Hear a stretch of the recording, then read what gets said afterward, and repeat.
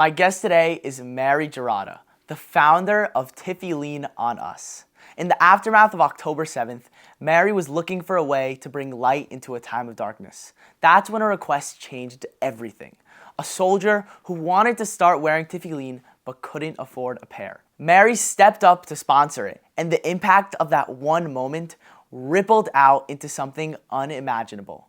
What started as one mitzvah turned into a movement. Today, Mary has raised over $200,000 and even given more than 300 pairs of kosher tefillin to Jews across the world. From bar mitzvah boys to survivors of tragedy to people rediscovering their connection with God. And the most interesting part is that as a woman, Mary Gerada does not observe the mitzvah of tefillin. It was super interesting to hear about how she broke into the space despite that, and how chesed overcame all obstacles throughout Mary's journey. Let's dive in. Mary Gerada, welcome to Impact. Thank you so much for having me. I'm so excited to be here. I just wanted to thank you for your contributions to chesed. I mean, you've given tefillin to those who can't really afford it or to those who don't really see why it's worth it. And I just wanted to thank you for that. Thank you so much. It's really, really my biggest pleasure. Like, there's nothing more fulfilling or special than seeing or hearing someone's happiness when they receive their pair of tefillin. It's really no greater pleasure. Amazing. So I want to get straight into it. Give us a brief introduction. How do you explain what you do? I run an organization. It's called Tefilin on Us because it's the Tefillin on Us. We sponsor it. We cater to more people who are chazer b'tshuva. They're finding God. They want to experience what it's like to put on tefillin. Either they've had a moment of they've gotten into, some people have had a car accident, some people have gotten sick, they really, really now want to connect more to Hashem. Or we give to people who are already there, they're religious, like bar mitzvah boys, any type of guy who also can't afford it. So it's more, we focus on the can't affording and chazer b'tshuva people.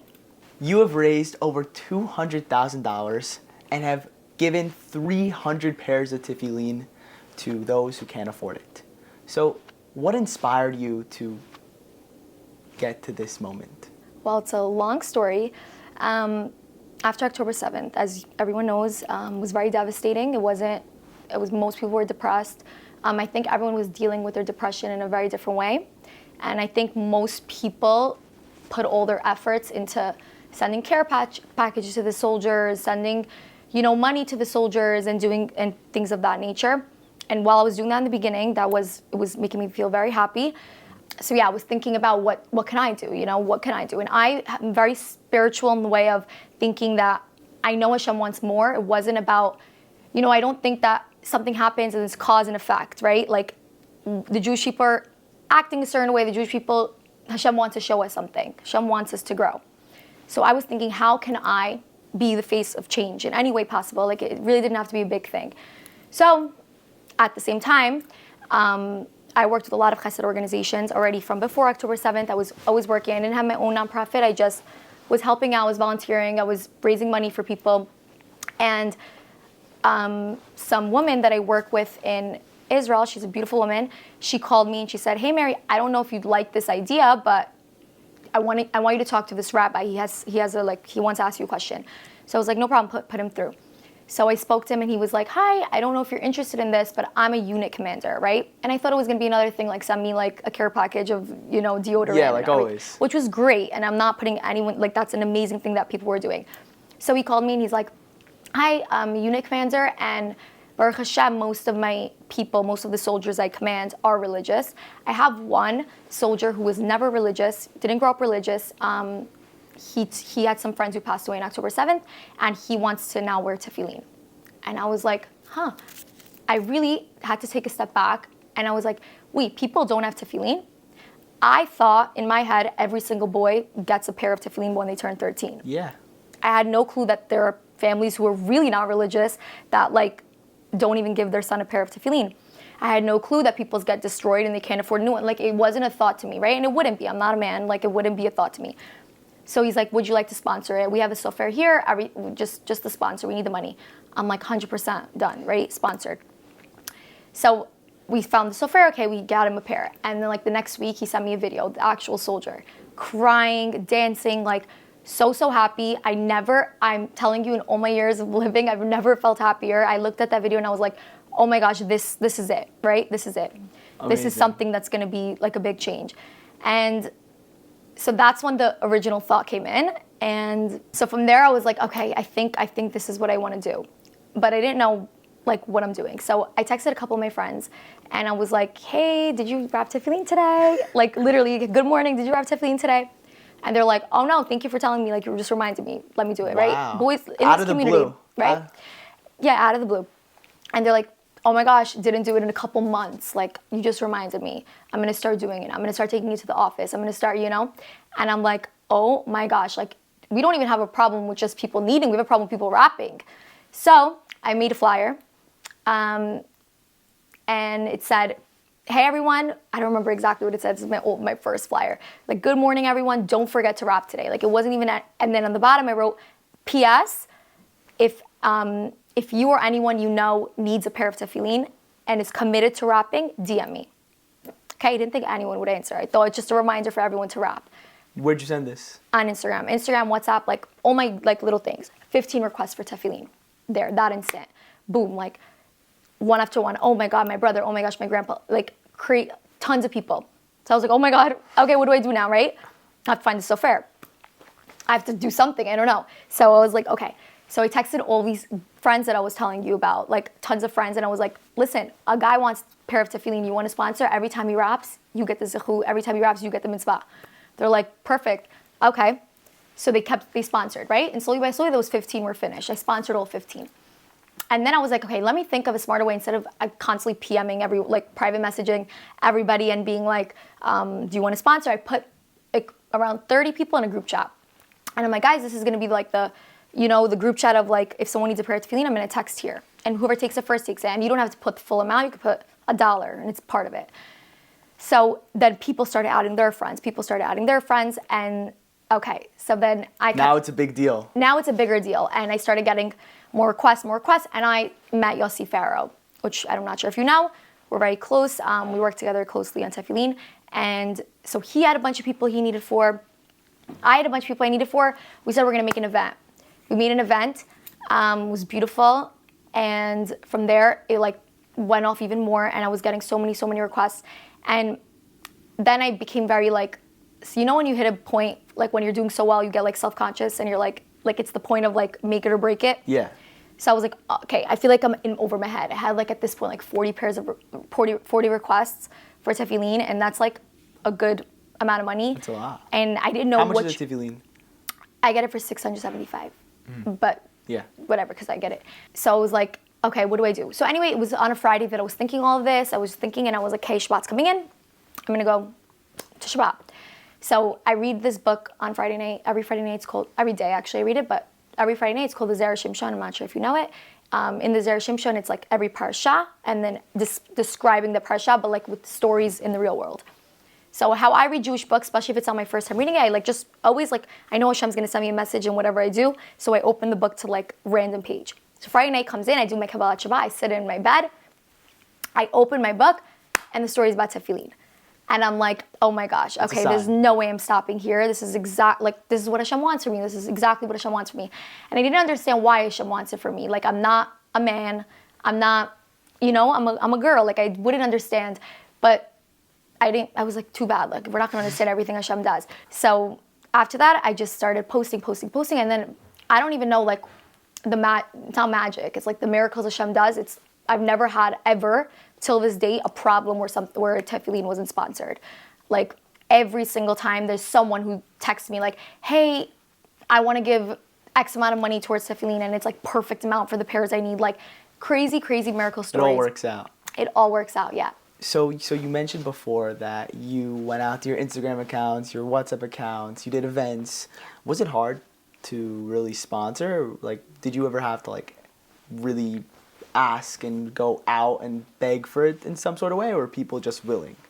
I think people are very willing to do this mitzvah. I think it was I don't want to say taboo, it's not taboo. I think it was a mitzvah that no one knew that it was needed. Like no one knew that people were lacking this.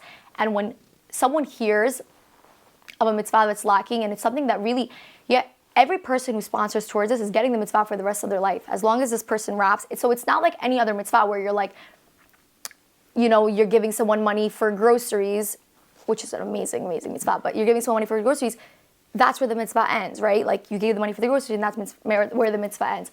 With the tefillin is every single time this man takes a step in his Yiddishkeit, in his Judaism and gets closer to Hashem, the person who sponsored is the person who's doing all this, right? Running the show. So it's really incredible. So I think when I phrased it like that, which I was in the beginning, before I like blew up, I was really like kind of emphasizing the weight of this mitzvah. The mutual benefit. Exactly. And in the beginning, I was actually connecting the person who sponsored and the person who was rapping to each other. If they wanted to, if they both wanted to, they could be connected and they just talk. People started to like, you know, getting too busy for that, which is fine. But so that was a great way also to get people willing. I think it's a very fun mitzvah. Like it's something of happiness. You know, there's no like sadness to it. There's no like, it's just a beautiful mitzvah. You give someone a pair of tefillin, you just gifted them their life. Like you gifted them something like it's not even hard. It's not a hard mitzvah. Well, it is hard for the people who don't do it. Like it's something crazy for them to spend their money on. It's not like they're like, what is this even? Some of these people really, they're like, okay, get it. I love God. I found God now, but like, what? Yeah. Like that has nothing to do with God, and you need to really educate them. So a lot of this also comes to educating. Like me, all day I'm on my phone. Like I'm sending new videos from rabbis I see about tefillin to people, to like the men who rap, and they're like, oh wow, like it's all day. It's an education mission. It's not only here's your tefillin, now go have a good life, because then really, what are you doing for them? Yeah, it seems crazy that there are some people who have tefillin, have had the joy of having tefillin, and for months they're not even wearing it, and now you have these people on the other side saying, I wish I had tefillin, I never had the money to afford it. It's beyond. It is. Yeah. So I wanted to talk about also the fact that you are a woman in this type of industry. It's male dominated, you know. How did that help or did it hurt? It's so funny. Like that's the biggest every time I walk into a room or any sort of someone that's reaching out for Tefilin, someone that's reaching out to sponsor, they like reach out to the owner of Tefilin on us, and then they call me and it's a girl and they're like, wait, hold on, you're a girl? Like some people don't even know, and it gets confusing. But honestly, and this is all work from Hashem, because it helped me so much. Like some of these men and boys have very tough stories. Like they have very, very tough lives. And I think that the fact that I'm a girl makes it so much easier for them to tell me their story. I don't think necessarily, I think like guys and guys relationships are not super like personal, and they're not super sentimental. Like, you know, they're not super emotional. Girls are very emotional. So when someone's talking to me, I'm giving them my full ear. I'm giving them my full shoulder. Like never am I being like, oh, okay, but I gotta go, so I'll text you. Like it's like, tell me everything. Tell me exactly what you're feeling. Like tell me why you want to grow in Judaism. And I think that me being a girl really, really has an impact on them. They like feel more comfortable with me. They feel more like they feel more open to accepting a pair, because really, boys are kind of tough. They don't like to accept charity. They don't like to accept like, you know, donations. But when they hear girls talking and it's more emotional, it's more like they hear the genuine care, they're more accepting of that. And then on the sponsors end as well, they're like, oh, it's so cool that you're a girl doing this. Like, here's money, you know, like and the sponsors, they're like, it's pretty cool. It's very wild to hear. Like, I wake up some days and I'm like, wait, what? It's me? Like, I don't, like, it confuses me sometimes. And the fact that you aren't really even, it's not your mitzvah. Like, it's nothing that you've ever gotten from it. But at the same time, you're getting the sechut of all of these people, because you are the person, you're like the middleman between all these people giving the money, and you're giving the tefillin, and basically you're getting the zechut of basically every person who raps every single day. So it's funny, when I used to think like that as well. I was like, it's not my mitzvah, it's not my mitzvah. So I was like, there has to be something in the Torah that says a girl's involved in tefillin, or else Hashem would not have given me the idea to do this. And whatever, so I did my digging, and it actually, the Chabad Rabbi, Lubavitcher Rebbe, did say in his lifetime, a woman's mitzvah is not to put on tefillin, but it is absolutely her mitzvah to encourage everyone around her to put on tefillin. That's the thing? Yeah. Wow. In the Chabad world, but you know, we all take it, and yeah, it's a crazy mitzvah. Like, meaning it's a crazy concept to think like I knew there had to be someone who said that women are involved in this because it wouldn't have such a connection to it if not. And when I saw that, I was like, okay, like, you know, Hashem gave me Now the it's just- okay, like, yeah, it's okay. Kosher Media is the largest advertising network across Jewish communities worldwide. They reach hundreds of thousands of people through text, email, and social blasts. With their network of hundreds of thousands of Instagram followers, dozens of WhatsApp chats, and so much more, they are the go-to advertising network for the Jewish community. Check them out at koshermedia.com and level up your marketing game today. Thank you so much to Kosher Media for sponsoring this episode of Impact and helping us provide this amazing content to you guys.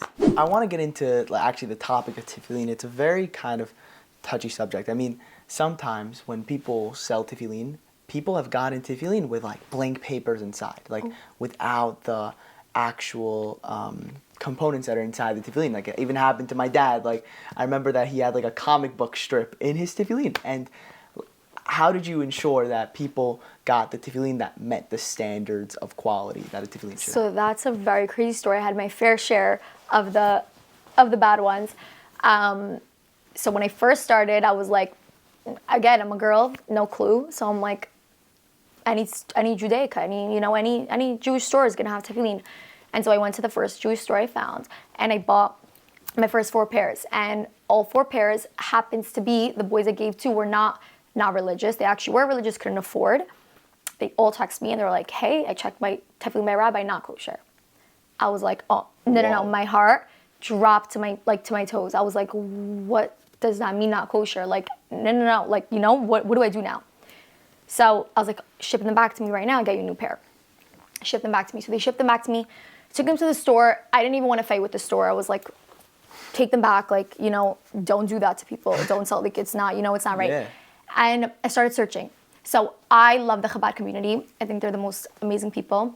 And I was like, I need to go there. They're the makers of Tefillin. They are the wearers. They are the best in Tefillin world. So I went to Crown Heights. And I already knew a lot of people there at that point. And I was like, what's the best sofer? Who's the best sofer? And they told me who they thought. So I found Nachman Stam, Rabbi Raskin. And the second I walked in, I'm like, wow, these people are incredible. Like, they were so genuinely happy about what I was doing. They were so like, how can we be involved? Like, how can we take all your business? Like, they wanted to be part of it. Like, every single step of the way, they were like, is everything okay? Is everything okay? Is everything okay? Like, we just got in our new set. You want to come see it? Like, we got new pairs. Like, everything was just so efficient and perfect with them. And like, they're literally my family now. Like, when I celebrated my 200th pair, they got me balloons. They got me a gift. Like, we had a whole party. So like, sweet. It's the nicest place to be and the nicest people to work with. So now I'm like pretty safe and I feel safe. And I've obviously once, in the beginning when I first bought for them, I had the people check and they were all kosher. So here Amazing. we are now. Yeah, they're great so far. I recommend to everybody. I'm kind of sensing a theme here. I mean, it's kind of like the theme of if you just ask, people are willing to listen, And like you asked all your guy friends, you asked the Chabad, all of them are just, you realize how people around you just want to help. And if someone would just go and tell them their initiative, tell them what they're trying to, what goal they're trying to reach, then people will say yes. Yeah, I think people are genuinely good at their core. And I think that they're always looking to help. I think that exactly the verbalization and like the people communicating about how we help doesn't always go so right. And I think that if we all just like loved each other a lot, like, we all just spoke to each other a lot more, we'd figure out a way to help everybody. Because every single person, when anybody asks you, you're ready to help. When someone asks you to do a chesed, you're ready to help. Like, no one's sitting here being like, no, I'm not helping. Like, every Jew is a Jew, and we're all, good. We're just as good as each other. There's no better, there's no worse. Everybody's the same page. And yeah. It's weird because I feel like so many people, they don't realize that. They're like, oh, it's like scary that someone's going, like, how can me, someone who's trying to raise money, ask that person over there? And it just really just shows that. Yeah, we as people need to learn not to think that the way to combat people asking is to give without asking, meaning like we all should always be on the giving end. And we should always be extra, extra, extra kind to people who are not on the giving end. Always go out of our way to do something, even if you don't know if someone's going through something, because everyone's going through something in life. Everyone has their own challenges, and all of us collectively need to look at each other and be like, you are my brother, you are my sister, like, how can I help you? Once that comes to the point, I think everyone will be more accepting. The reason people aren't accepting is because they don't think you'll offer. Yeah. So when you do, they're all of a sudden shameful. They're all of a sudden, they're like, no, I feel guilty, I don't want to take. But if we were all to act to each other with the same level of kindness, there would be no, it would all be yes. So has there ever been a moment where you've given to someone and something like unexpected happened? So there was a man, great man. He was, so he lost his tefillin in a fire, and so he didn't have a pair. And his friends were convincing him, you gotta get a new pair, He couldn't really afford it. So they're like, we're gonna help you. They found me, and they're like, this guy's an amazing guy, he really needs a pair of tefillin. I'm like, so at the time, I was dealing with like a lot of requests, right? But they were like egging me on. They were telling me they were basically telling me, he needs it now. And I'm like, I can't give it now. Like in my head, I was like, can't give it now. But his situation seemed like something called me to him. Something was like, give him his pair. So I pushed him to the top of the list and I gave him his pair. And a couple months later, he texted me and he's like, hi, I just want to say my father was blown away at your chesed and your generosity. He wanted to give you a Rebbe dollar. And I'm like, okay, I've heard of Rebbe dollars. I don't have one. What's a Rebbe dollar? So it's back when the Rebbe was alive, people would come wait outside his door for so long, lines to speak to him, to get a bracha, to ask him a question. And at the end of it, he would give everyone $1. And on that dollar, he would date it the day that he gave it to them. So let's say whatever date it was, he would write it on the dollar. So he's like, my dad has a lot of them. He spoke to the Rebbe a lot of times. He wants to give you one of them. And I'm like, thank you so much, but I feel like that's a lot because that seems very important, right? He's like, no, that's how Chabad people work. We get, when someone does something so good for us, this is how we pay them back, with the Rebbe dollar. It's so important. So I'm like, all right. And then, anyway, I wasn't in New York for the summer, so I couldn't even get it over the summer. And then eventually I ended up getting it.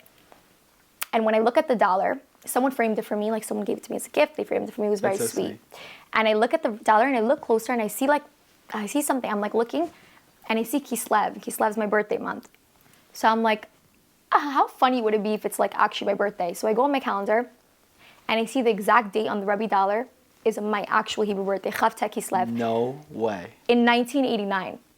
He was given the Rebbe dollar in 1989 on my exact birthday. I wasn't born, but on my exact birthday. And however many years later, a lot of years later, it found its way to me. And every single time I'm doubting myself, and every single time I'm like, okay, is this is where the limit is? Hashem tells me, no, keep going. Everyone, it's working for you. And when I put this, I forgot if I put this, when the story came out about this whole thing, I was getting blown up with this is the Rebbe telling you you're on your path. This is the Rebbe telling you you're on your path. And it's funny because when Chabad people, they really mean it. This to Chabad is very, very important to hear something like this. So every single day, there's so many more stories, tons of stories where every single day. You gotta say one more. Okay. No, I'm so shocked. Okay, so this is not a story directly with me. This is a story with the person I gave the tefillin to. There was this man. Not religious guy, right? Not religious guy. He called me up and he's like, I gotta tell you a story. Are you the tefillin on us? And I'm like, yes, I am. What's your story? He goes, do you have 20 minutes? I'm like, yeah. He's like, okay. I had I had a business that was flourishing, and it went downhill. It went really, really bad. And so I was doing a startup again, and I was trying to come up. He needed investments, so he started going to people that he knows, the people that have invested in before. And, some would give him, some would be like, listen, I don't have any more to give you. I don't have money to give you. And he's like, oh, what am I gonna do? I need this money to start this project. I need this money.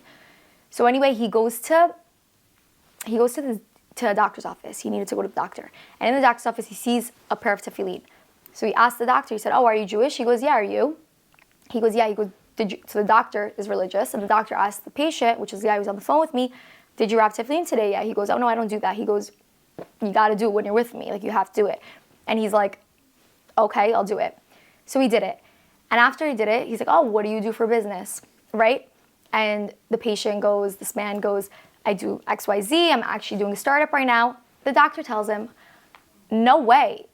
My side business is investing into startups. And he's like, oh my God, like, okay, let's talk. And he goes, you know what? I never, if, like they were talking, he ends up investing in him and the business goes good. And he ends up telling That's him, amazing. I just want to tell you that if you wouldn't have wrapped the tefillin with me that day, I would not have invested in you. I would not have trusted you enough to trust me with my money. Like I would never have trusted you enough with my money if I didn't know you have the morals, you have the, you know, the brain of a Jew, like the brain and the soul of a Jew. Yeah. And he calls me up. He goes, like, my deal closed. He goes, I was like, that's it. I'm wrapping every day from now on. How do I get a pair? And you know, he's obviously doing a startup now, so he doesn't have so much money. Mm-hmm.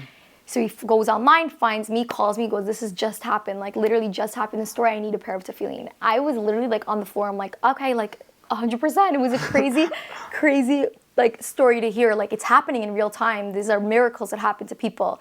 Sometimes you get like numb to the fact that these are miracles because you hear them every day. But each one of these stories is a miracle in itself, you know? And also on the idea that you said God is really a path for every single person. Everything works out in a certain way. Like that didn't happen. If he didn't wear the tefillin, he wouldn't have gotten the money. Like, you know, it's crazy to think. It really it's crazy is. to think. It really is. Very cool. You started this entire initiative based off just like a feeling you had. So what's really one piece of advice you have for those who want to get involved, want to do chesed, want to start a nonprofit, but don't really know how to? Okay, I have like it's a two-part advice. Okay. The first, if you don't know how, don't start with a nonprofit. Don't start with something. Don't label anything. Just go in with your heart. Want to do good. When you want to do good, you're going to find people to do good for. I always say, when you're actually looking out of your car and you're saying, oh, who can I help today? You're always going to find the grandma who fell on the street. And it's an analogy I give to people because it's like when you're looking, you're asking from Hashem, you're asking, please give me the opportunity to help people. I don't want to just be living on this world and not doing for people. He will find you people to help. Like it's not, you know, you don't need to go searching, how can I do chesed? It's really in your own home. It starts in your own home. In your own home, look at your sister, look at your brother, look at your father, look at your mother. Be kinder to them. Do chesed for them. And I guarantee you that's what opens up the doors. Like it opens up the doors for everything. That's first. But most importantly, chesed, because when you give, when you love to give, you know, there's going to always be someone out there getting. There's always going to be somewhere out there receiving. And my second part was for the nonprofit. I would say like look in the nonprofit you're doing and in like whatever type of chesed you're doing. I would say look for the signs. Like look for what Hashem's trying to tell you in every single aspect. Don't like, you know, break yourself, or don't be like, ugh, I'm too overwhelmed, I'm gonna quit here, or I'm not too overwhelmed, I'm gonna overwhelm myself. Like just do it with the right head, do it with the right heart, do it with the right intention, like with the love for Am Yisrael, and it's always gonna succeed. Because even if you help only one person on this planet, I would say it's a very job well done. It's a great job, you know? Like Hashem's smiling down. Like it's not something to be taken for granted. I feel like in this society, it's always like, who did more, how many people did I help, how many people, and it's Hashem wants to see that you care. Hashem wants to see that you want to help his kids, his children, right? Hashem wants to see that we all have love for each other. So as long as you know yourself, you know that you're trying to do good, whatever the outcome is, like it shouldn't really matter. Hashem is very, very proud of that. So yeah, I would say no, don't put too much pressure on yourself. That's the most. And also widen your eyes. Widen your eyes to those. Widen your eyes. Find the signs. Find the people. Like there's people. Everyone's struggling. So find those people, because it's not like, don't think like people in your life are not struggling. Because I want to stress this: Hashem did not put anyone on this world with no struggles, no challenges, and no tafkid. Everyone's on this world with a mission. So it's hard to do your mission. There's no way that life is easy, right? So even it's just like lending a helping, like just being there for your sister, like, you know, like pointless things that you would think are pointless are so not. Like there's so many things where if you're like, you don't know the world you could open by just a nice word, a nice comment, a nice just being there for someone. It doesn't have to be money, this, that, chesed. Like it's just being there for people. Being a Jew, that's what a Jew is. What is one question you believe every person should ask themselves? I think everyone should ask themselves every single day, did I make at least one person smile today? Did someone go to bed today smiling because of me? Because of something I did? Because of something I said? Yeah. Why? Because I think, back to my point of, it's so important to like no one understands the importance of making someone smile. Someone smiling could be the difference between life and death. It could be the difference between literally the next, like how they operate their lives, how they operate every single thing around them. If they're a happy person, if they're a sad person, do you want to be the cause of someone being a happy person, or do you want to be the cause of someone being a sad person? Hopefully not a sad person. And it's just a very important thing. I think it makes everyone live happier if we could just make more people smile. If everyone makes everyone smile, then everyone would be happy. And it's just, it's simple, but it's really important. I think it's more important than a lot of the other things out there. Thank you so much, Mary, for joining us on Impact. It was a pleasure to have you today. Thank you so much. It was a pleasure being here.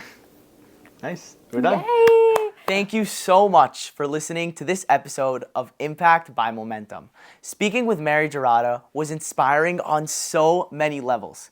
As always, here are my top 3 takeaways from her story. Number 1, you don't need to wait for the perfect plan to make an impact.